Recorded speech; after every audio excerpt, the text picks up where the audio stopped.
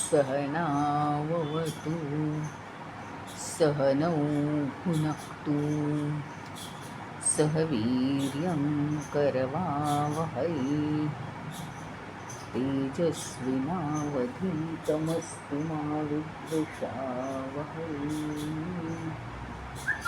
ॐ शान्ति शान्ति शान्तिः। अखण्डमण्डलाकारं व्याप्तं येन चराचरं तत्पदं दर्शितं येन तस्मै श्रीगुरवे नमः। अज्ञानतिमिरान्धस्य ज्ञानाञ्जनशलाकया चक्षुरुन्मीलितं येन तस्मै श्रीगुरवे नमः। गुरुर्ब्रह्मा गुरुर्विष्णु गुरुर्देवो महेश्वरः गुरुदेव परं ब्रह्म तस्मै श्रीगुरवे नमः। स्थावरं जङ्गमं व्याप्तं यत्किञ्चित् सचराचरं तत्परं दर्शितं येन तस्मै श्रीगुरवे नमः। चिन्मयं व्यापि यत्सर्वं त्रैलोक्यं सचराचरं तत्पदं दर्शितं येन तस्मै श्रीगुरवे नमः। त्वमेव माता च पिता त्वमेव बन्धुश्च सखा त्वमेव विद्या द्रविणं त्वमेव सर्वं मम देवदेव त्वमेव सर्वं मम देवदेव।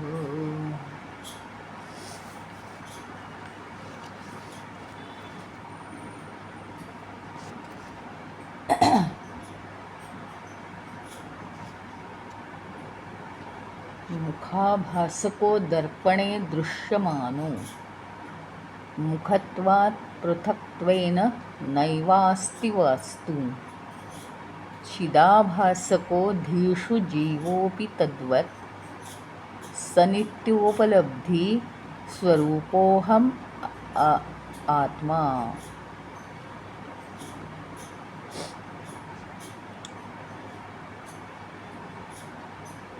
मुखाभासको मुख आपलं ही खरी वस्तू आहे आणि त्याचा आभास म्हणजे आरशातलं प्रतिबिंब।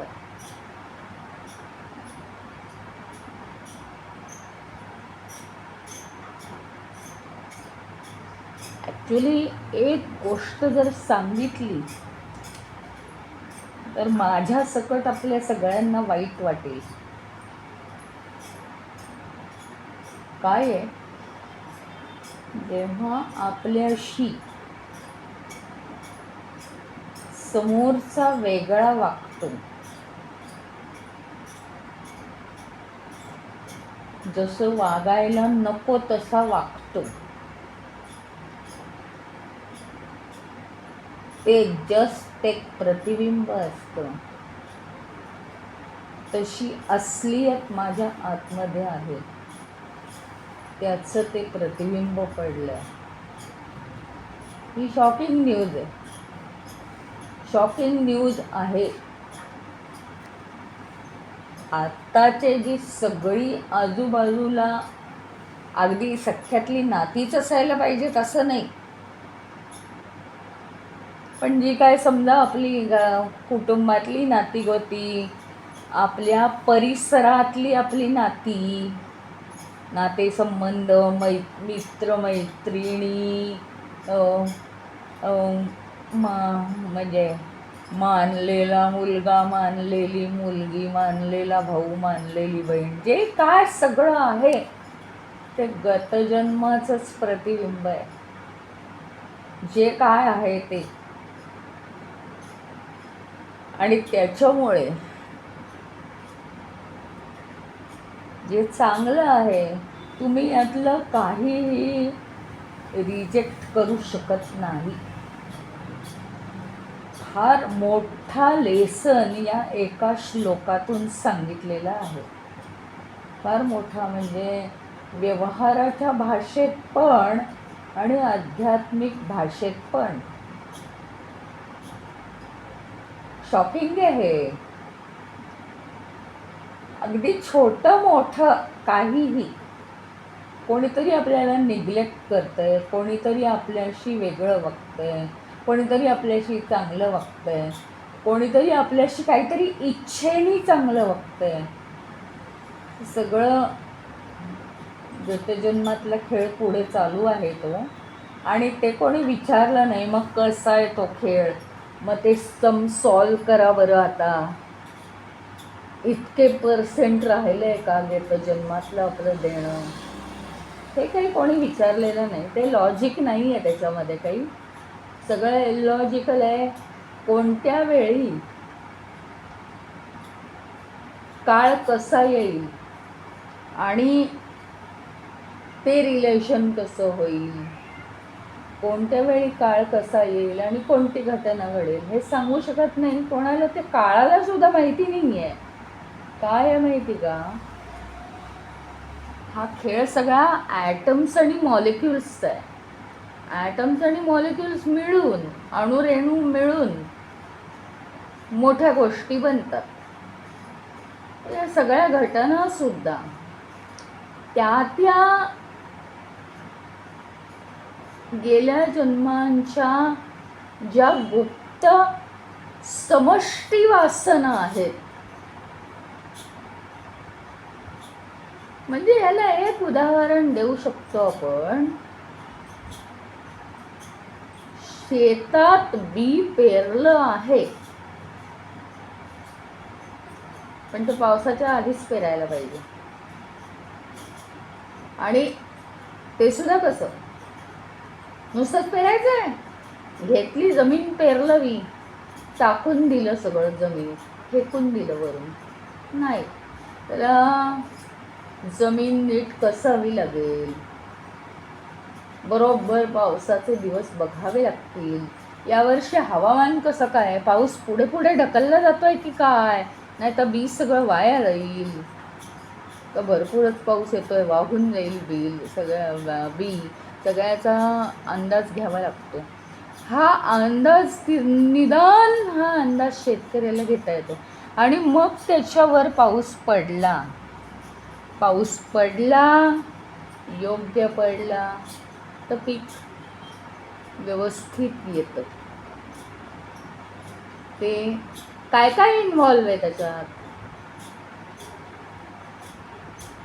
अतिशय उच्च दर्जाचं बीज, जमीन अतिशय चांगली कसलेली, पण इतकंही सगळं अवलंबून नाहीये. तर सगळं परत आणखीन पावसावर आहे. नुसतंच पाऊस आला तरी पण काही नाही. इंडिव्हिज्युअली आधी मानवाचं मन चांगलं तयार हवं. ते तयारच हवं, घटना काही अडत. लॉजिकली काय असायला पाहिजे की आपण चांगलं वागलो की लोकांनी चांगलं वागलं पाहिजे, हे लॉजिकल आहे. पण खेळच जर इलॉजिकल आहे तर इथे लॉजिकचे सगळे नियम चालत नाही.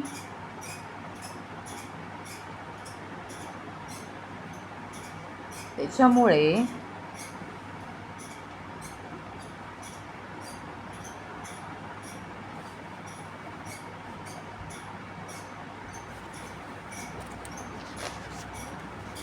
काय आहे, पाऊस यायचा होता बी पेरल्यावर. 15 जून झाला तरी ऊनच पडतंय अजून. नुसतं आभाळ आलं कसं चालायचं ना. नुसतं आभाळ आलं आणि शेतकरी फसला. त्याच्यामुळे बी उगवलं नंतर उशिरा पाऊस आल्यावर, पण तेवढं आलं नाही ना पीक चांगलं. हेच आपल्या संपूर्ण जीवनात हाच आहे सगळा प्रभाव. आधी सगळं आपल्यावर आहे. आपली जमीन आपण कशी कसायची, आपले पूर्वजन्माचे संस्कार काही असू द्या, आपण आपले संस्कार आत्ता कसे करायचे, कसं त्याला डेव्हलप करायचं, आणि सगळा व्यवहार जगाचा सांभाळता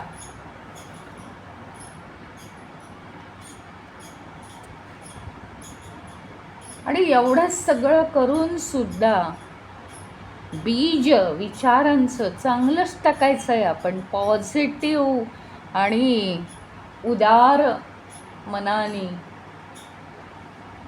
हे सगळं असून सुद्धा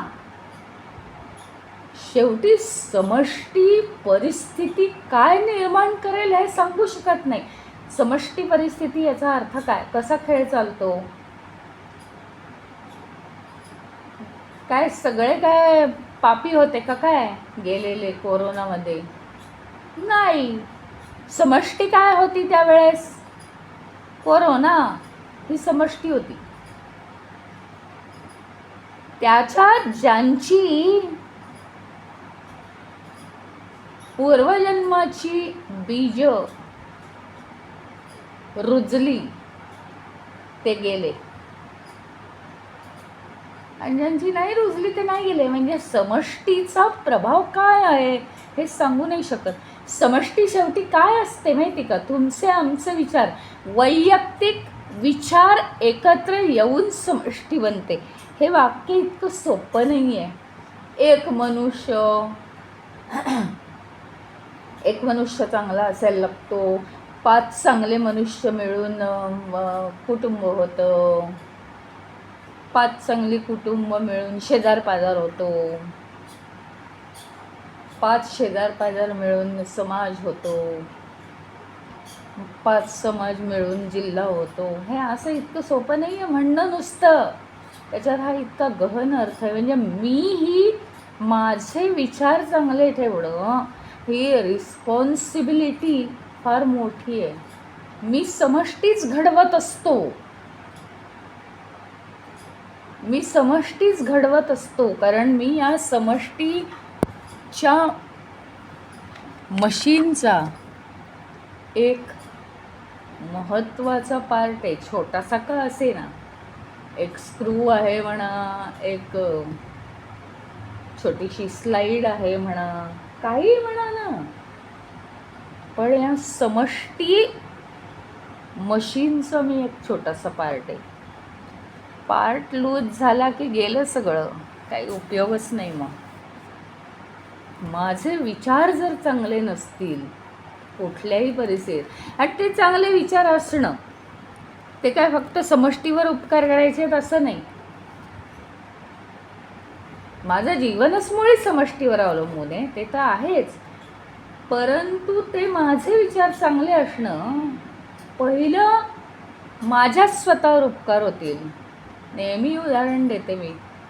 रस उसाचा, पहिल्यांदा तो उसाचा रस त्या गुऱ्हाळाला गोड करतो आणि मग दुसऱ्यांना गोड करतो.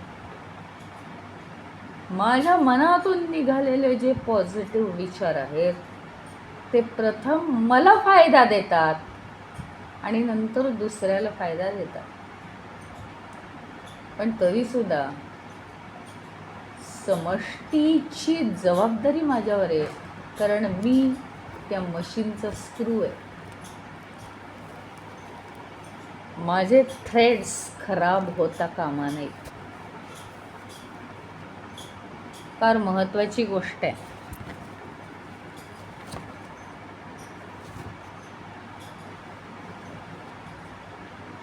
आणि म्हणून हा मग आपल्याला प्रश्न पडतो की हा असा का वागतोय, तो तसा का वागतोय. आधी परवाच म्हटलं ना मी की कोण कसं वागतं आहे हा दुसऱ्याचा रिमोट माझ्या हातात नाही, पण माझ्यावर काही परिणाम होता कामा नये. हा माझा रिमोट माझ्या हातात पाहिजे. हे एक झालं. आणि दुसरी गोष्ट ही आहे की हेही अंडरस्टँडिंग पाहिजे की हा सगळा गेम पुढे चालू आहे. फार त्याच्यावर विचार करण्यासारखं काही नाही. हा माणूस असा वागतो म्हणजे गेल्या जन्मी मी असं केलं होतं का, तसं केलं होतं का वगैरे, असा काही विचार करण्यासारखं काही नाही. एकच फक्त फायनली अंडरस्टँडिंग पाहिजे की हा गेम पुढे चालू आहे. काहीतरी गेल्या जन्मी झालं असेल, त्यात फारसं लक्ष घालण्यासारखं काही नाही. काय आहे माहिती का, त्याच्यावर जर काही विचार आपले झाले उलटे पालटे, तर ती प्रिन्स आपल्या मनात निर्माण होऊन पुन्हा त्याच्यावर काहीतरी एक वेगळ्या वासना तयार होतात. इतकं ते काम नाजूक आहे. नुसतं तुम्ही अरे असं म्हटलं तरी सुद्धा हे अरे कशातून आलं आहे, ती एक वासना तयार होते. इतकं सूक्ष्म आहे हे सगळं. इतकं आपण अलर्ट पाहिजे. आणि त्याच्यामुळे हा एक आजच्या या श्लोकातला मोठा सगळ्यात लेसन काय आहे की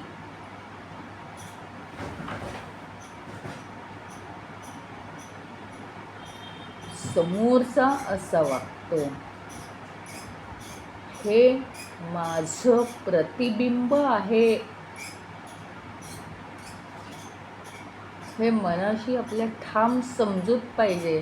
त्यामुळे आपण जर लोकांना ओरडून सांगितलं की हा असा वागतो, अच्छा म्हणजे तुझ्या आत त्याचे प्रिन्स आहेत, तर ते प्रतिबिंब आहे फक्त, तो फक्त भास आहे. हे प्रूव्ह होतं. सत्य हे नेहमी कडू असतं, तसं ते आहे. त्याच्यामुळे आपल्याकडे दोन गोष्टी आहेत. एक तर change it, try to change it. Change झाली परिस्थिती, चांगलंच आहे, आपल्याला बरं वाटेल. अदरवाईज ॲक्सेप्ट इट, दुसऱ्याला चेंज करण्याचा प्रयत्न करा चांगल्या मार्गाने, नाहीतर त्याचा स्वीकार करा.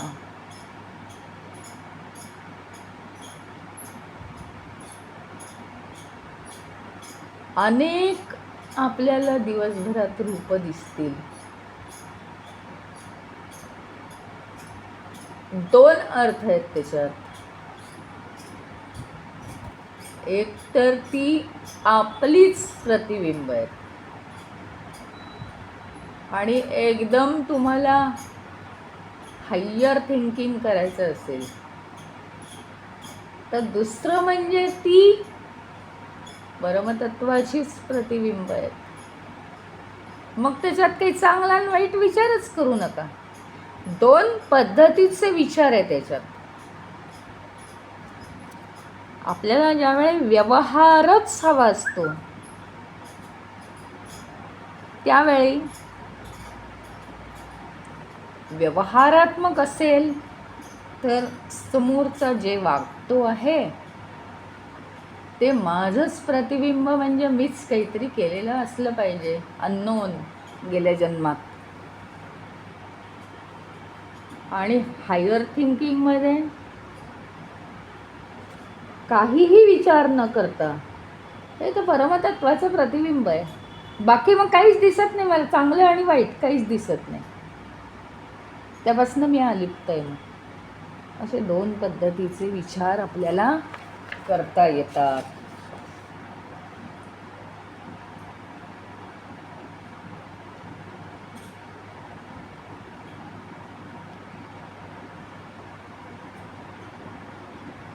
अंतःकरण सगळ्यांना आहेत, हा एक मेन टॉपिक आपण शिकलो.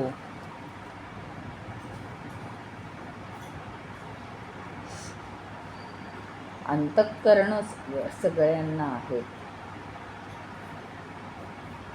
आणि त्यामुळे त्या अंतःकरणामध्ये असलेल्या बुद्धीमध्ये परमात्म्याचं प्रतिबिंब पडतंय. त्या पद्धतीने ते पडत राहणार जसं अंतःकरण असेल. अंतःकरणात मन, बुद्धी, चित्त, अहंकार. अहंकार प्रत्येकाला आहे ती गोष्ट सोडा. चित्त म्हणजे वासना प्रत्येकाच्या वेगवेगळ्या आहेत. मन वेगवेगळ्या परिस्थितीतून गेल्यामुळे वेगवेगळ्या पद्धतीने विचार करतं आणि त्या मनावर बुद्धी अवलंबून आहे कार्य करणं तिचं.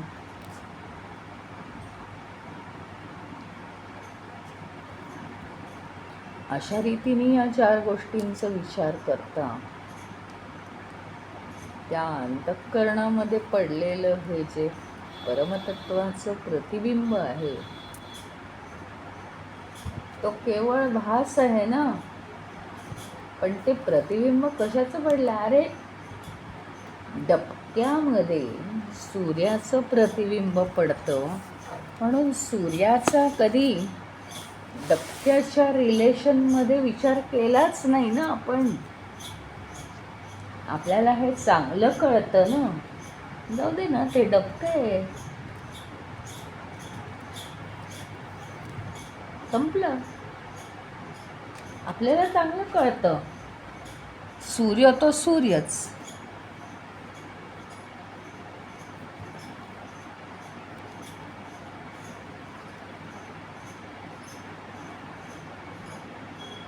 डबकं असलं तर काय झालं?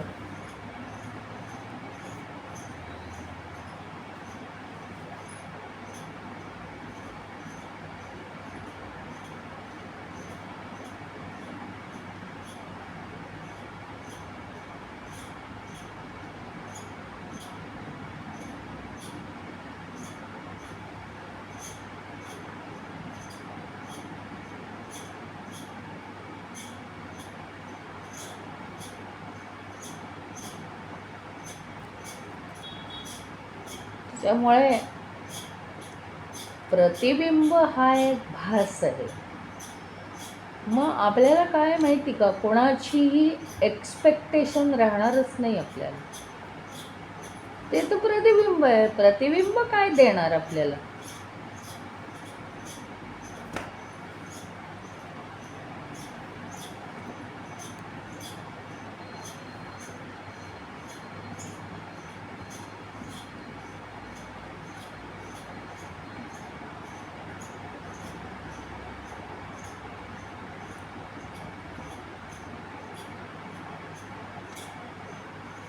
प्रतिबिंब आपल्याला काहीच देऊ शकत नाही. आणि ते प्रतिबिंब आहे म्हणजे निश्चित काहीतरी आहेच ज्याचं ते प्रतिबिंब आहे. ती खरी वस्तू आपल्याला दुसऱ्यामध्येही दिसायला पाहिजे आणि आपल्या स्वतःमध्येही दिसायला पाहिजे. आपल्या सुद्धा जीवनातल्या घटना हे प्रतिबिंब आहे.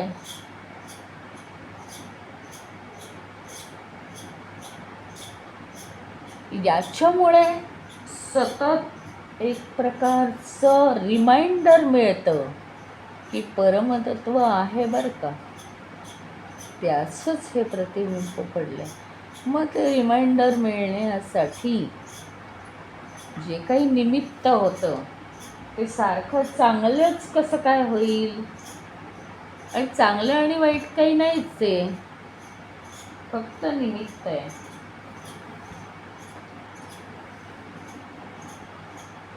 बस, चांगलं आणि वाईट काहीच नाही.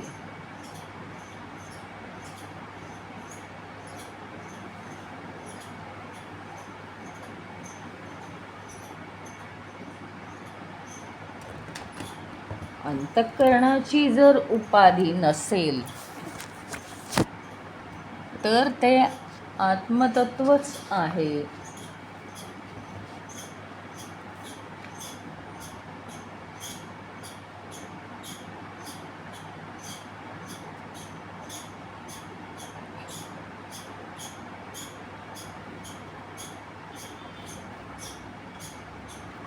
असं तर नाही आहे ना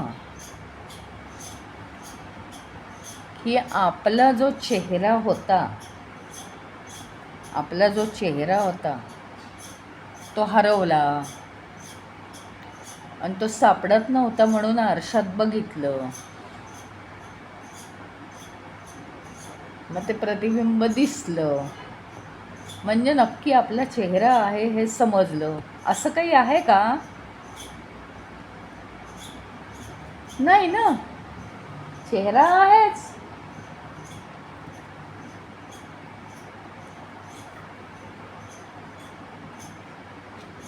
म्हणजे अंतःकरणाची उपाधी असो का नसो, परमतत्व आहेच.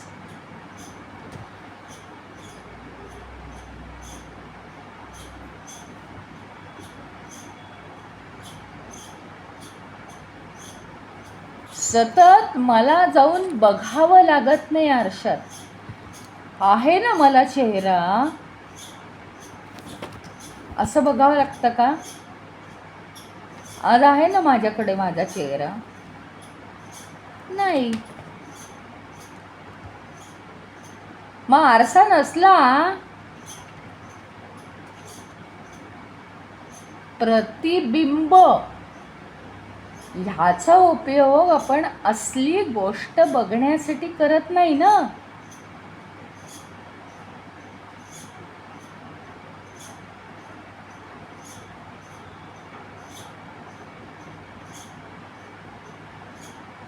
त्याप्रमाणे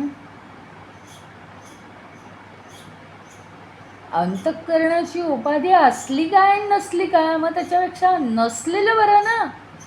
प्रत्येक वेळी त्याच्यात मन घालायचं, ओतायचं आणि म्हणायचं आमका चांगला वागला, आमका व्यवस्थित वागला, आमका वाईट वागला, आमका वेगळं वागला, तमका तसं करतो.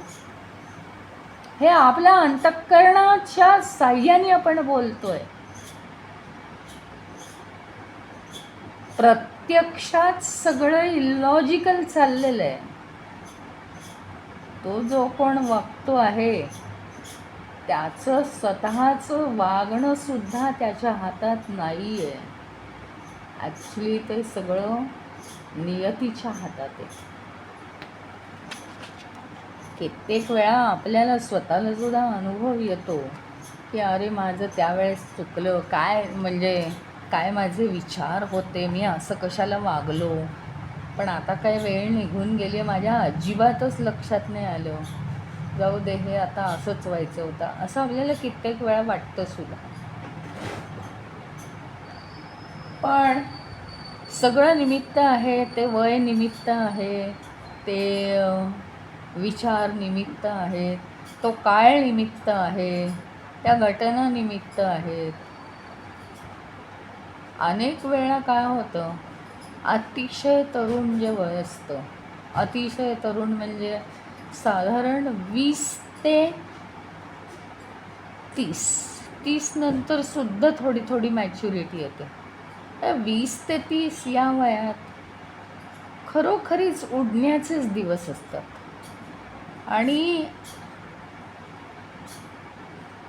या वेळात काहीतरी घडलं हातून की नेमकं त्याचे इफेक्ट्स आपल्याला दिसायला लागतात. आणि मग आपण म्हणतो की काय ते तरुणपणामुळे काय अगदी माझे विचार असे होते, आणि असं नको होतं व्हायला, चुकून माझ्या हातून असं झालं, असं आपल्याला वाटतं. पण सगळी वय, सगळी परिस्थिती, सगळे आपले विचार त्यावेळेस तसं होणं, हे सगळं काय आहे? निमित्त आहे. ज्याप्रमाणे माझे विचार तसे होणं हे निमित्त आहे, त्याप्रमाणे दुसरेचेही विचार त्या त्यावेळी तसे होणं हे निमित्त आहे. नियतीचा खेळ पूर्ण करण्यासाठी, त्यासाठी कोणत्याही सबबीवर माझे विचार खराब होण्याची गरज नाही.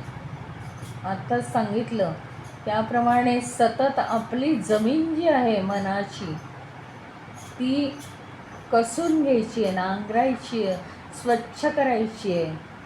त्यातले जे खराब विचार आहेत ते निवडून काढून टाकायचे. तण त्याला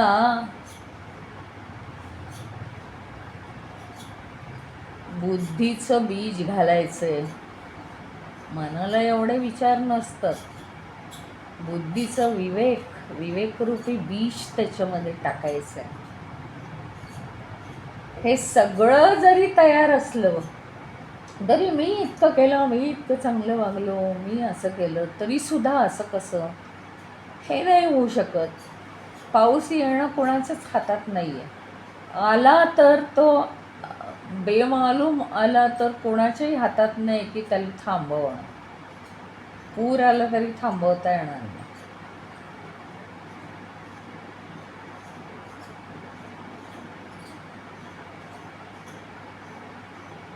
त्याच्यामुळे फार इथल्या सगळ्या घटनांचा विचार करण्यात अर्थ नाही. म्हणजे फक्त वर्तमान काळात ज्या कर्म करायचं आहे त्याच्या पुरता विचार करावा आणि बाकी सगळं विसरून जावं, कारण यातलं काहीच न्यायचं नाही आहे. बरोबर, प्रत्येक कर्म विसरत विसरत गेलं पाहिजे आपल्याला.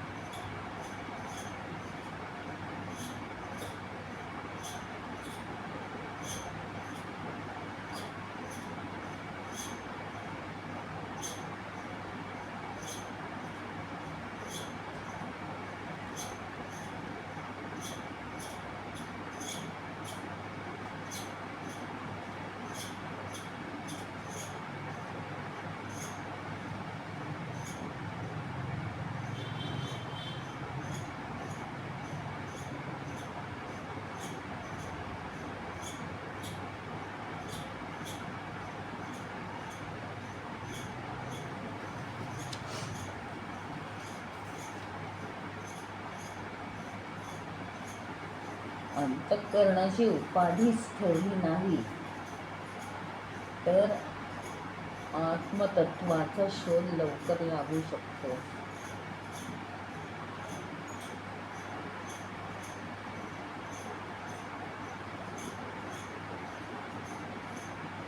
सुख दुःख हे कुठे येतात? अंतःकरणावर येतात, मनामध्ये येतात ना. सुख दुःख ते मनामध्ये येतात.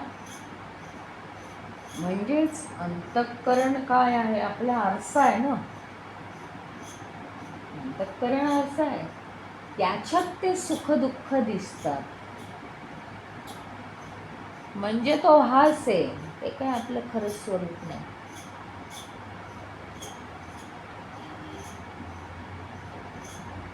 मग परत तुमचा प्रश्न असेलच की मग सुख दुःख आम्हाला भोगावी लागतात ना, पण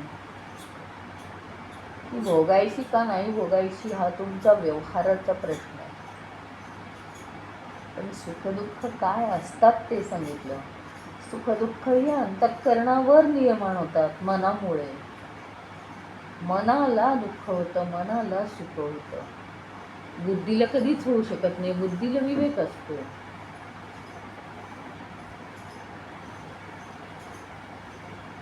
मग अंतःकरण काय आहे? आरसा आहे. म्हणजे ते काय दाखवतं? प्रतिबिंब दाखवतं. मग सुख दुःख काय आहे? प्रतिबिंब आहे. प्रतिबिंब कसं असतं? आभास असतो, नुसता नुसता भास आहे प्रतिबिंब. प्रतिबिंब म्हणजे खरी वस्तू नाही ना. आरसा फोडून माझा चेहरा दिसतो का कधी? आरशाच्या मागे आहे का माझा चेहरा? नाही. प्रतिबिंब म्हणजे खरं नाही, भास आहे तो भास. खरी वस्तू असल्याशिवाय ते प्रतिबिंब पडत नाही.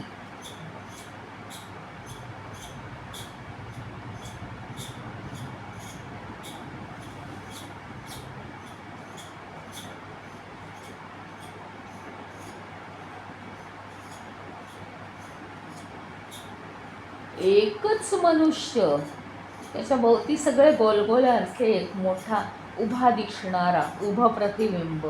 एक असं जाडं प्रतिबिंब दिसतंय, एक असं चपट चपटचिनी लोकांसारखं असं प्रतिबिंब दिसतंय. असे काहीतरी आरसे आहेत त्याच्या भोवती. मग आता सगळी ही जी प्रतिबिंब दिसत आहेत ती काय आहेत? त्याच्यासाठी मनोरंजनात्मक आहेत. तो हसतो, अरे मी काय असं दिसतो का? एवढा जाडा चेहरा, एवढा उभा चेहरा, एवढा बारीक चेहरा. त्याला हसू येतं, त्याला मजा येते. काय हे आरसे आहेत, एवढे आरसे लावलेत गोल गोल गोल गोल. मग आता हे सगळे आरसे मनोरंजन करतायत, वेगवेगळं प्रतिबिंब दाखवतायत. लांबट उभट गोल, फुगीर, जाडा, लुकडा अशी प्रतिबिंब दाखवतायत. तिरपा, चपटे डोळे, काय काय प्रतिबिंब दाखवतात. पण हे काय आहे? प्रतिबिंब बघणाऱ्यासाठी एन्जॉयमेंट आहे ती. अशी आपल्यासाठी एन्जॉयमेंट झाली पाहिजे.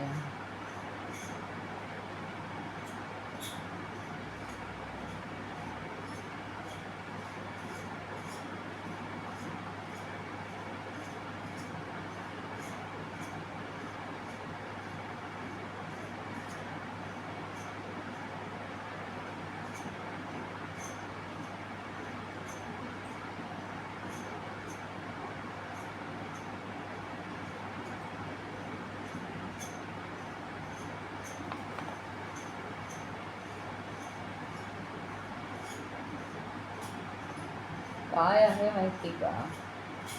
मग हे सगळं का पाहायची प्रतिबिंब? जोपर्यंत आपण आपल्या स्वतःचा विसर पडलेला आहे तोपर्यंत हा प्रवास बोर होता कामा नये. मायेमुळे काय होतं? स्फूर्ती येते आपल्याला. मायेमुळे स्फूर्ती येते, पण मायेत तर रमायचं नाही आहे. आपल्याला बघा, एक्झिबिशन वगैरे असतं, पिकनिक असते, या ठिकाणी जाऊन आपल्याला काय होतं? आपण फ्रेश होतो. म्हणून काय रोज पिकनिक काढायची का? रोज एक्झिबिशनला जायचं का? रोज खरेदी करायची का? तर नाही. आपलं मुख्य उद्देश काय आहे? रोजचं लाईफ आहे ना खूप चांगलं, डिसिप्लिन्ड आणि खूप आपल्या ऐश्वर्य संपन्न व्हावं. मग रोजचं लाईफ, रोजचं रुटीन करून करून कंटाळा येतो. आपण फ्रेश होण्यासाठी ट्रिपला जातो. तसं आपलं खरं स्वरूप जाणण्यासाठी आपण जन्माला आलो आहे. मग हे खरं स्वरूप जाणणं हेच तर मुळे आपलं काम आहे. तो प्रवास बोर होता कामा नाही. म्हणून जरा आपली गाडी बागेतून, फुलातून, आंब्यांच्या झाडांमधून, समुद्रावरून सीनरी दाखवून अशी आपली गाडी जाते. मग कधी कधी जंगल असतं त्याच्यात, आपण घाबरतो. मग काय, चुपचाप बसायचं गाडीत. मुख्य उद्देश काय आहे आपला? जिथं पोचायचं आहे तिथं जायचं आपण, पण मध्ये बोर होता कामा नाही. म्हणून सुख आणि दुःख किंवा म्हणून माया आहे. थोडक्यात सांगायचं तर माया ही गमतीशीर आहे असं आपण घेतलं पाहिजे. माया हा परमेश्वरानेच निर्माण केलेला भाग आहे ना. म्हणजे माया हा भास आहे. आता ही माया आहे ना, जी समष्टी माया, ही समष्टी माया ही कर्मभूमी आहे. ते समजलं क्लिअरली. पण ही व्यष्टी माया जी आहे, व्यक्तिगत माया,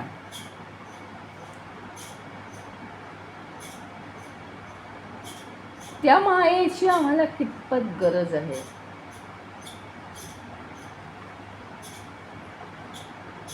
तितपतच ती ठेवायची आहे. म्हणजे काय, खूपच बरं नसलं की आपण औषध घेतो.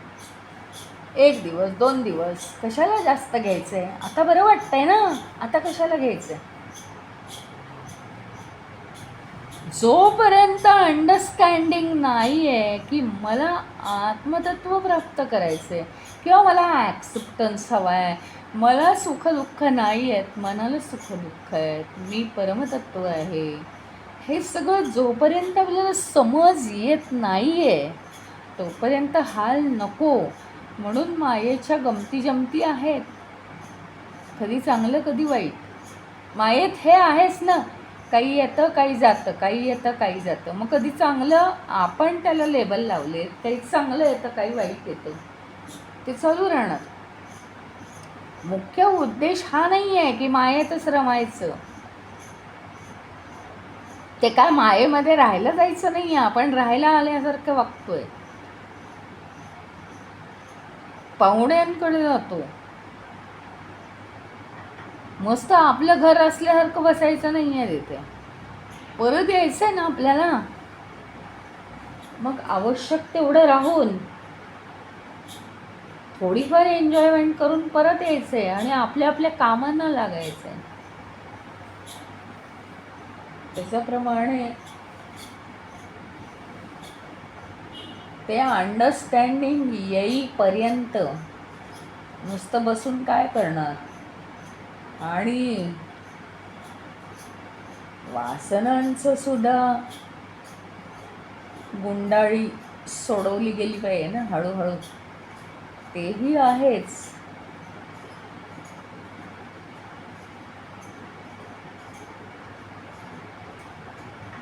शिवाय आपलं स्वतःचं स्वरूप प्राप्त होईपर्यंत मनोरंजन पाहिजे. म्हणून माया हा भास आहे, भास आहे तो.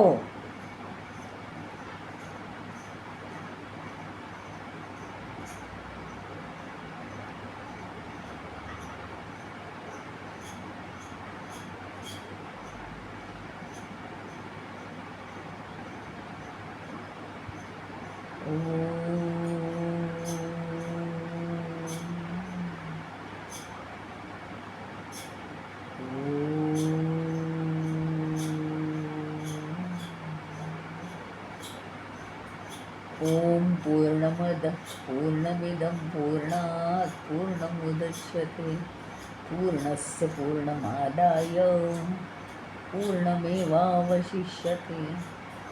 ओम शांती शांती शांती. हरि ओम श्री गुरुभ्यो नमः. हरि ओम.